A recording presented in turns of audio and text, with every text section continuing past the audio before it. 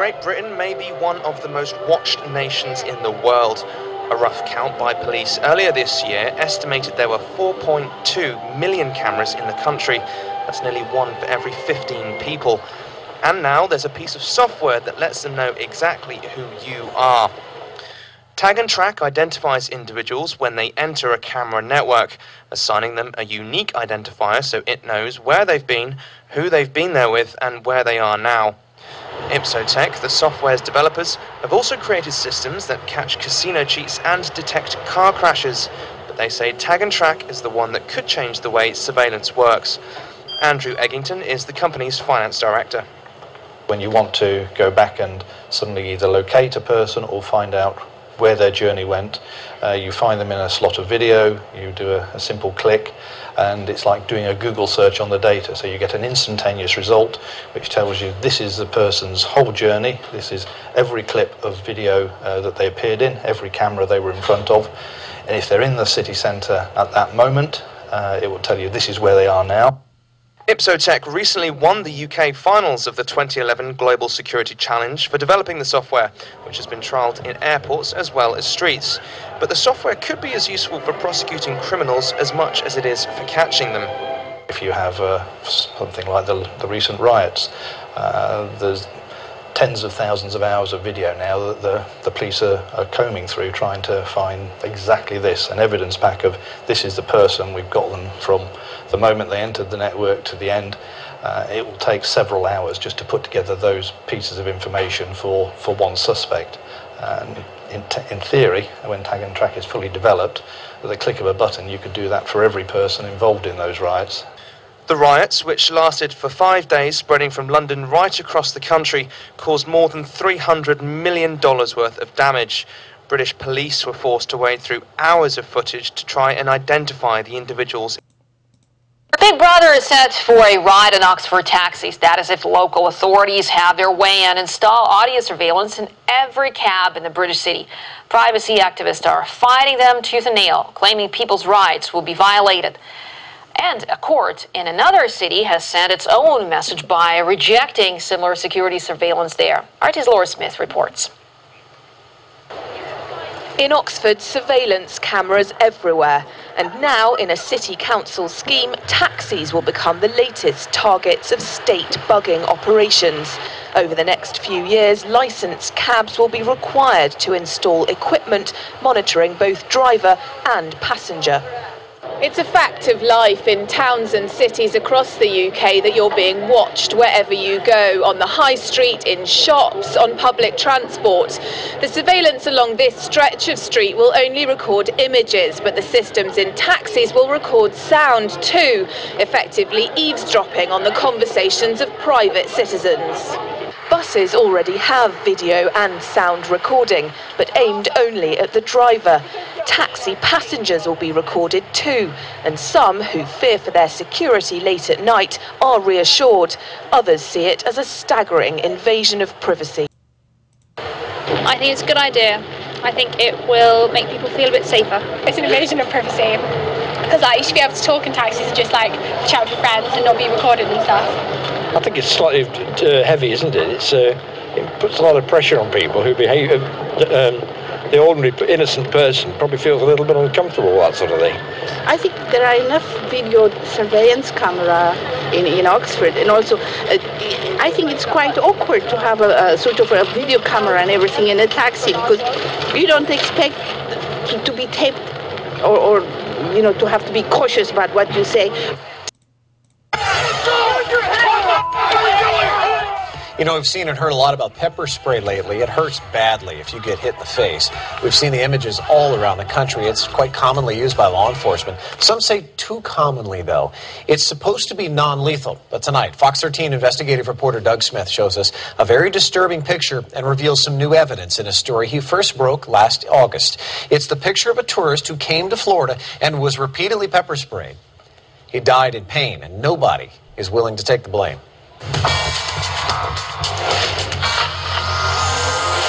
Nick Christie came to Florida from up north in Ohio to get away for a while, spend a little time with his brother. He was a tourist, he was a guest, he was a visitor, he was a vacationer. You know, a lot of people do that in Florida. But most tourists don't end up like this, bound, gagged, and heavily pepper sprayed. Good day, everyone. Welcome to Global Government News. Today is Wednesday, December 28th, 2011, and I'm Darko. My website is GGNonline.com. That's GGNonline.com, and YouTube is DDarko2012. There's a poll right here. You can check that out. Email. You get GGN updates through email, and if you'd like to donate, you can do that right there on YouTube's video description. Also, you'll have a option to donate on YouTube's video description with all the links and headlines posted. Okay. All right, so we have Siberian regions on alert after a strong earthquake. This is, I don't know if it's breaking news, but it's big news because I just covered about an earthquake earlier and how coincidental and timely it was. I'm not saying that Russia doesn't have their own weather weapons, but either way, an unprecedented earthquake of force 9.5 on the Richter scale hit Russia's Siberia on Tuesday. Ground tremors were felt on Tuva and Khakassia republics.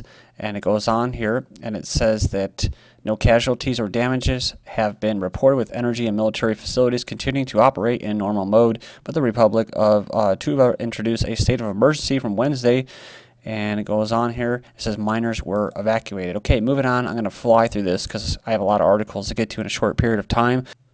China and Japan plan direct currency exchange agreement. Well, they're not planning anymore. They just signed it between China and Japan. Then Japan-India signed currency swap deal. That's right, $15 billion currency swap agreement with India to shore up Indian rupees. Next up, Yuan hits all-time high.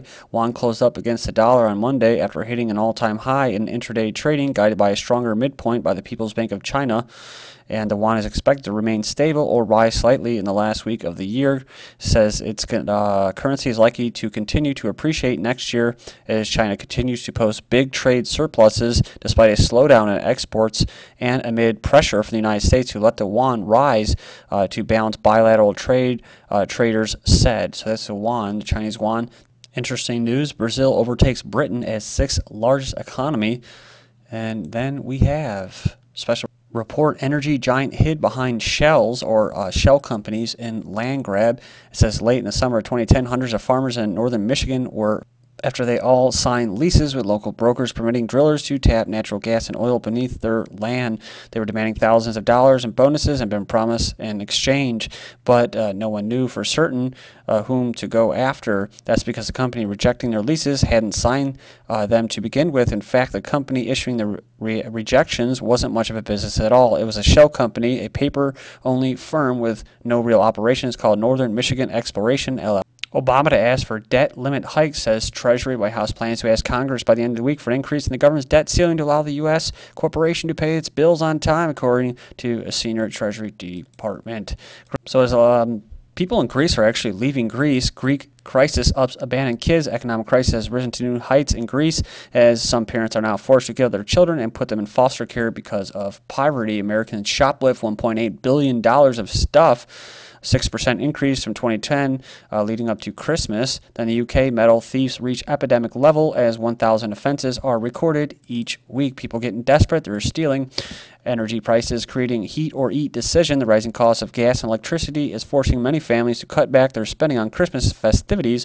A new poll has revealed households are set to trim the amount of money spent on presents, food, and alcohol in order to make sure they can afford to heat the home. 1 in 5 Britons, 22%, said they will either eat less or buy more microwave or cheaper food this Christmas so they can pay for their heating bills, while nearly a third, 30%, will buy fewer presents to keep their homes warm. Next up, French November jobless total hits 12-year high, and they probably rigged those numbers as well, just like here in the United States. UK prepares emergency measures for euro collapse to prevent an influx of people and money. That's right, so they're getting ready.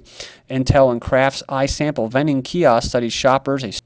A smart vending machine that analyzes users' age and gender has been launched in the U.S. by Intel and Kraft Foods. Kraft Foods, I think, is actually going to split their company. But the gist of the story is the machine uses optical sensors fitted to the top of the machine to recognize the shape of the human face, biometrics. A computer processor then carries out a series of calculations based on measurements such as the distance between the eyes, nose, and These are used to determine the sex of the shopper and then place them in the 4 age brackets. Now, this is going to be, you could actually tell who the person is and their identity. Kind of reminds me of that movie Dark City, that little restaurant where the main character goes in, where the cops are sitting.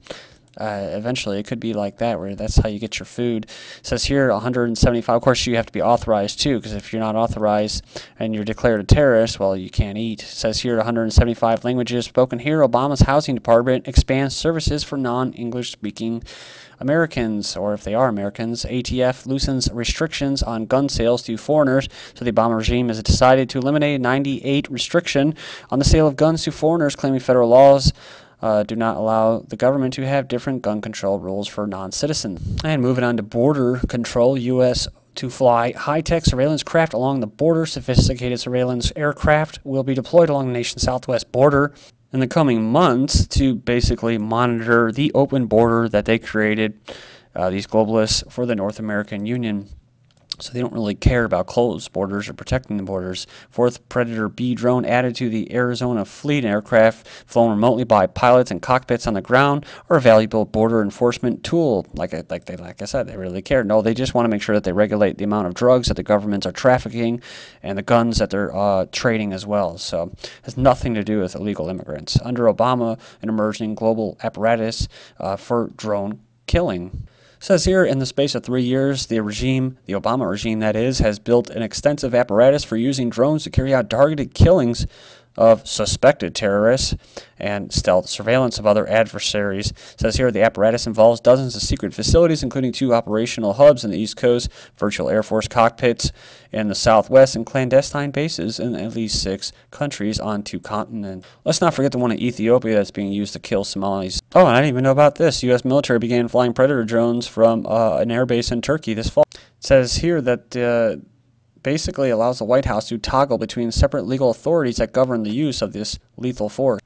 Okay, yeah, and they go on and they talk about Yemen, about the suspected al-Qaeda terrorist who actually didn't commit any crimes, didn't do anything. He was just a propaganda guy, and then they went ahead and killed his son while he went over there.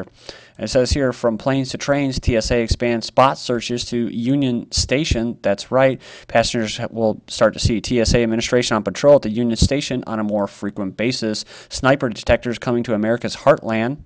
You've heard this so many times. Sounds like a scene from the Minority Report, A Brave New World. A new technology called ShotSpotter enables law enforcement officials to precisely and instantly locate shooters and has been quietly rolling out across America. Okay, yeah, now I remember this. I remember talking to a friend about this. If you fire a gun, we will find you. Yeah, that's pretty creepy. Then we have DHS secret meet on domestic threats. It says here that the Homeland Security will meet on January 9th, 2010 in Virginia. It said it'll be closed to the public, and it will be talking about terrorism. This council is comprised of leaders of local law enforcement, first responders, state and local governments, the private sector, and academia. Well, that's about the whole kit and caboodle, fusion centers and everything. And everything's in there, DHS, TSA, Coast Guard, counterterrorism effort. And look at this. It says here, electromagnetic pulse threat, lessons learned from areas of vulnerability and evolving threats in cybersecurity and threats against the homeland. It says here, SOPA is the end of us, says bloggers, both left and right. Department of Homeland Security using fake Facebook and Twitter accounts to monitor posts containing certain keywords. I wonder what those might be. DHS plans to create fictitious user accounts and scan posts of users for key terms. Probably freedom, Ron Paul, firearms, peace, whatever. User data will be stored for 5 years and shared with other government agencies, and there is no legal authority for it whatsoever, except for the threat of terrorism, the boogeyman, anonymous plans for violent revolution. So I said stay away from the Tea Party, stay away from this Occupy movement coming from the top down. I'm not going to have any part of it. Guantanamo to reduce inmates' rights. That's right. So then you'll be hauled off to Guantanamo. They'll be waiting for you. I'm a cop. I can do whatever I want. I've heard that many a times from cops now. It says here, off-duty policeman shouts before executing guy in bar over a game of darts. Madness. Even school children are being pepper sprayed and shocked with tasers. A 10-year-old boy was punished for waving around a slice of pizza which resembled the shape of a gun. Sounds like an older story. Student nearly suspended over Lego-sized gun, and youth's expulsion over a key knife change. Barack Obama, Hillary Clinton, again a top most admired list. Spielberg, Clooney, Hanks give contributions to Obama's election. We are greater together than we are on our own.